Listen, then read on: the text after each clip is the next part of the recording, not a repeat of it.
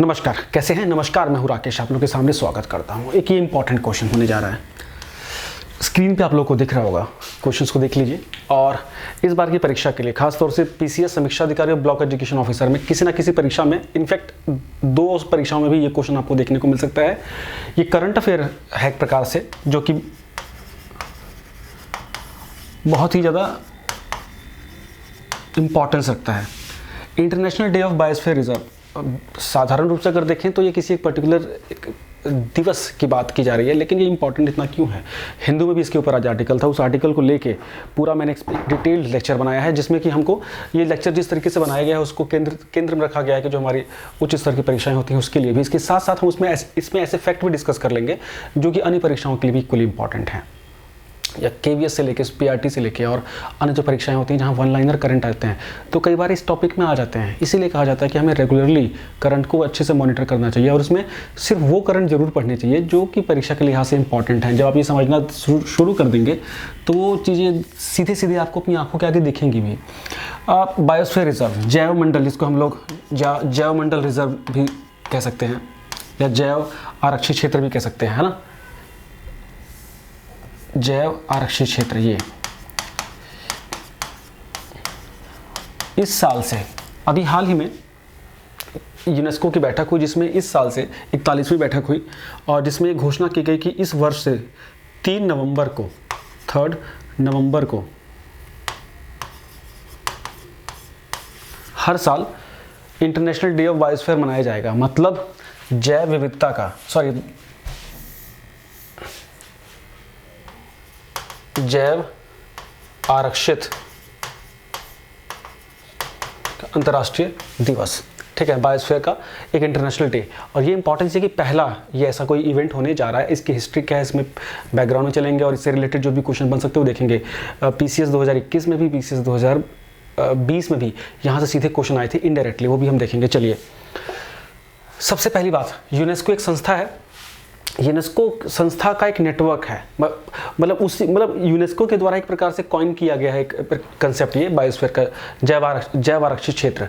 तो जैव मतलब कि बायोस्फीयर का मतलब अगर आप इसको ब्रेक करोगे, बायोस्फीयर मतलब एक ऐसा सिस्टम, एक ऐसा स्वरूप, एक ऐसी जगह, एक ऐसी व्यवस्था जिसमें जैविक, है ना, जो फ्लोरा, फौना, जीव जंतु, वनस्पति, इन सब का एक ऐसा स्वरूप जिसमें कि कम्युनिटी भी शामिल होती है और आप आपस में एक दूसरे के साथ सौहार्दपूर्ण या एक दूसरे के लिए सस्टेनेबल सपोर्ट के साथ उस व्यवस्था में कोई पूरी जैविक व्यवस्था जो रहती है उसको जैव आरक्षित क्षेत्र कहा जाता है। जब मान लो एक ऐसा क्षेत्र जहाँ बहुत बड़े पैमाने पे बायोडाइवर्सिटी है और वहाँ पे कुछ कम्युनिटीज़ भी रहती हैं और वो कम्युनिटी उस बायोडाइवर्सिटी को सपोर्ट करती हैं।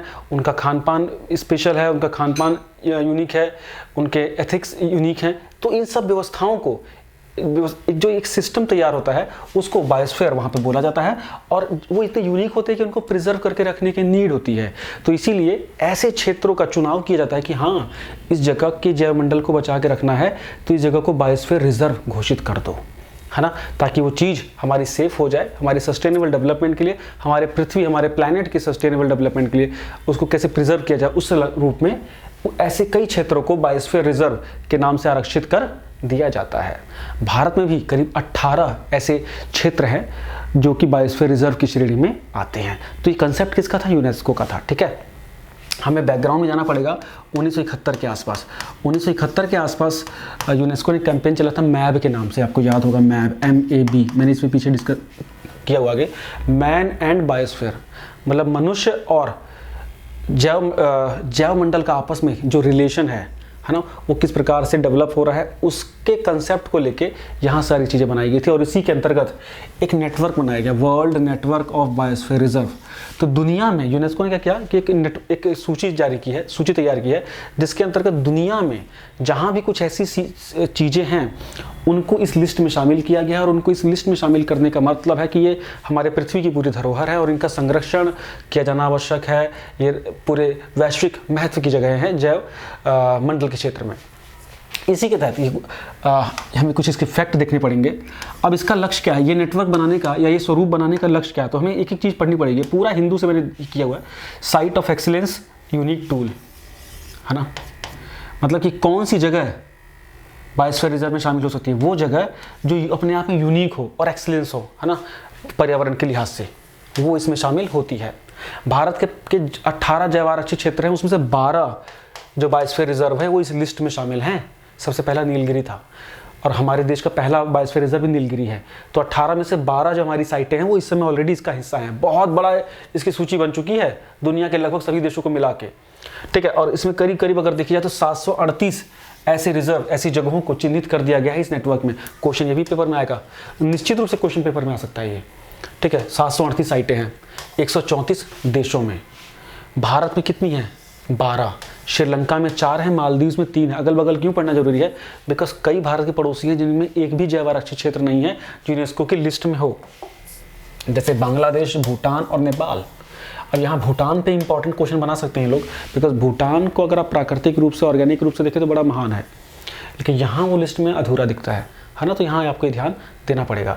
तो मुख्य रूप से इस दिवस को मनाने की नीड क्यों पड़ी है? इस दिवस को मनाने की जरूरत ही इसीलिए पड़ी है कि मनुष्य का जो एनकाउंटर नेचर के साथ हो रहा है वो थोड़ा सस्टेनेबल हो जाए। हम अपनी चीज़ों को, अपने दायित्वों को समझें, किस प्रकार से हमको सिर्फ संरक्षण नहीं करना है, उनके साथ जीना भी सीखना है उसी अवस्था में ढल के, है ना। तो इसका क्या महत्व है जो ये इनिशिएटिव चल रहा है यूनेस्को की ओर से जैव मंडलों को बचाने का या इस तरह के रिजर्व्स को चिन्हित करने का? तो उसका ये लक्ष्य है living with harmony with nature, मतलब प्रकृति के साथ सौहार्द के साथ रहना, ये इसका लक्ष्य है।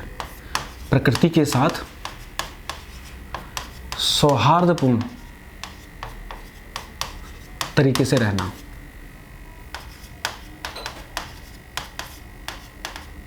ठीक है, ये पॉइंट हो गया। इसके बाद अगर हम देखें तो मैप, जैसे मैंने बोला, मैन एंड बायोस्फीयर। अब भाई इसकी फुल फॉर्म ये है, 1971 में इस इनिशिएटिव की स्थापना की थी यूनेस्को ने ही, जिसके अंतर्गत जैव मंडल का मनुष्य से किस प्रकार इंटरेक्शन हो और इन दोनों को मिला के एक ऐसा ताना बाना बने जिससे हमारा प्राकृतिक पर्यावरण या एक पर्यावरण के लिहाज से महत्वपूर्ण क्षेत्र अच्छे से सुरक्षित हो सके। ठीक है, तो इसी के तहत ये सारे प्रोग्राम होते हैं, ये है ना, कि जो बायोस्फीयर की पूरी लिस्टिंग है ना यूनेस्को की विश्व लेवल पे, वो इसी के तहत होती है। अब इसके अंतर्गत क्या हुआ है, अब किसी भी क्षेत्र को, मतलब कोई भी इलाका है, उसको बायोस्फीयर रिजर्व घोषित किया जा सकता है, उसको बायोस्फीयर रिजर्व घोषित किया जा सकता है। कुछ तो क्राइटेरिया होगा। क्राइटेरिया ये है कि उस एरिया में एक ऐसा कोर एरिया हो जो कहीं भी डिस्टर्ब नहीं हुआ हो, उसका अपना ही समूह, मतलब अनटच्ड एरिया हो, उसका कोर एरिया अनटच्ड हो। कोर एरिया मतलब प्रमुख इलाका अनटच्ड हो। दूसरी बात है बायोग्राफिकल यूनिट हो, मतलब वहाँ भौगोलिक स्थितियाँ प्रकृति के बिल्कुल स्वरूप की तरह हो। तीसरा, जो वहाँ की पॉपुलेशन है वो उसी क्षेत्र की हो, मतलब कि माइग्रेशन वाली पॉपुलेशन वहाँ ना हो, वो वहाँ की जो कम्युनिटी है वो उसी को रिप्रेजेंट करती है, उसी क्षेत्र को। चौथा है preservation of traditional and tribal rural mode, मतलब उस क्षेत्र को बायोस्फीयर रिजर्व बनाने की नीड ये है ताकि वहाँ की जो कल्चर है, जो वहाँ के जनजातियाँ, जो सभ्यताएं हैं, उसको भी बचाया जा सके। तो ये 3-4 जो पॉइंट होते हैं, जब लगता है कि ऐसी नीड है इसको करने की, तब किसी क्षेत्र को जैव आरक्षित क्षेत्र घोषित किया जाता है। भारत में आपने ध्यान दिया होगा, ज़्यादातर जो भी बायोस्फीयर रिजर्व हैं वो या तो नेशनल पार्क हैं या पहले ही हमारे पर्यावरण के लिहाज से महत्वपूर्ण साइटें हैं, फिर उनको बायोस्फीयर रिजर्व भी घोषित कर दिया गया ताकि इसके तहत भी उनका पालन हो सके। क्योंकि बायोस्फीयर रिजर्व होते ही 1972 का जो हमारा वाइल्ड लाइफ एक्ट है वो ऑटोमेटिकली कई जगहों पे इंप्लीमेंट हो जाता है, वो भी मैं बताऊंगा। अब किसी क्षेत्र को आपने मान लीजिए बायोस्फीयर रिजर्व घोषित कर दिया, उसका स्वरूप क्या होता है? ये 3 हिस्सों में इसका स्वरूप होता है। जो सबसे अंदर का इलाका होता है उसे कोर रीजन बोलते हैं, कोर एरिया बोलते हैं। क्या बोलते हैं? Core area. ये बिल्कुल दुनिया से के लिए अनछुआ होता है, इसमें कोई भी ह्यूमन एक्टिविटी अलाउ नहीं होती, कुछ भी अलाउ नहीं होता है। ठीक है, जिस अवस्था में उसी अवस्था में इसको रखा जाता है, ये बिल्कुल कोर होता है ना। और इसमें अगर आप कोई एंक्रोचमेंट या कुछ भी ऐसी छेड़छाड़ करते हैं तो 1972 का जो वाइल्ड लाइफ एक्ट है, वन्य जीव अधिनियम 1972 भारत सरकार का, उसके तहत इसमें कानून से सजा भी हो सकती है ना। उस नियम के तहत ही इसको आरक्षित रखा जाता है। फिर दूसरा ये जोन है बफर जोन। इसे क्या बोलते हैं बच्चे? Buffer zone. कोर से जस्ट बाहर का इलाका। इसमें क्या है कि थोड़ी बड़ी छूट दी गई है एक्सेस करने की, रिसर्च के जैसे काम के लिए, कि मान लीजिए रिसर्च करनी है कुछ कामों के लिए, तो रिसर्च वाली एक्टिविटीज़ इन बफर जोन में हो सकती है। और तीसरा है ट्रांजिशन जोन। तीसरा क्या है, ट्रांजिशन जोन। इसमें ह्यूमन एक्टिविटी वगैरह ये सब काम वाम हो सकते हैं, मतलब कि एग्रीकल्चर से थोड़ा बहुत रिलेटेड कम्युनिटी यहाँ पे आके रह सकती हैं, इन जगहों पे अपनी दैनिक दिनचर्याएं कर सकती हैं, कुछ कुछ ये इस तरह। तो ये होता है बायोस्फीयर का पूरा स्ट्रक्चर। ठीक है, ये आपको ध्यान देना है। अब इसको जो भी आपको दिमाग में कभी क्वेश्चन आएगा ना, अभी कोई नेशनल पार्क भी बायोस्फीयर रिजर्व हो सकता है, कोई नदी के आसपास का इलाका भी बायोस्फीयर रिजर्व हो सकता है, कोई टाइगर रिजर्व भी बायोस्फीयर रिजर्व हो सकता है, कोई आर्द्र भूमि भी बायोस्फीयर रिजर्व हो सकती है ना। तो स्पेशल अब आपकी सिचुएशन क्या समझनी है कि इस तरह की चीज़ें होनी चाहिए और उसका संरक्षण बहुत ज़रूरी हो। अब हम देखते हैं दूसरी चीज़ों को। भारत में जो 12 साइटें हैं जो कि विश्व world network of biosphere reserve की सूची का हिस्सा हैं, वो है नीलगिरी, दूसरा है मन्नार के खाड़ी वाला इलाका, गल्फ ऑफ मन्नार। ये सारे हमारे पहले से बायोस्फीयर रिजर्व हैं। 18 है हमारे देश में वर्तमान में, कितने 18, उसमें से 12 जो हैं वो विश्व सूची में है यूनेस्को की। तीसरा सुंदरवन, बहुत फेमस पता है आपको, नंदा देवी, नोकरेक, पंचमढ़ी, सिमलीपाल, अचानकमार, ग्रेट निकोबार, अगस्तमलाई, कंचनजंगा और पन्ना। तो सबसे लेटेस्ट एंट्री किसकी है, पन्ना नेशनल पार्क वाले की, पन्ना बायोस्फीयर रिजर्व। उसका सबसे पहली एंट्री किसकी थी, नीलगिरी की। ये भी ध्यान देना है आपको। ठीक है, 2018 में ये हुआ था, उसके बाद ये हो लेटेस्ट।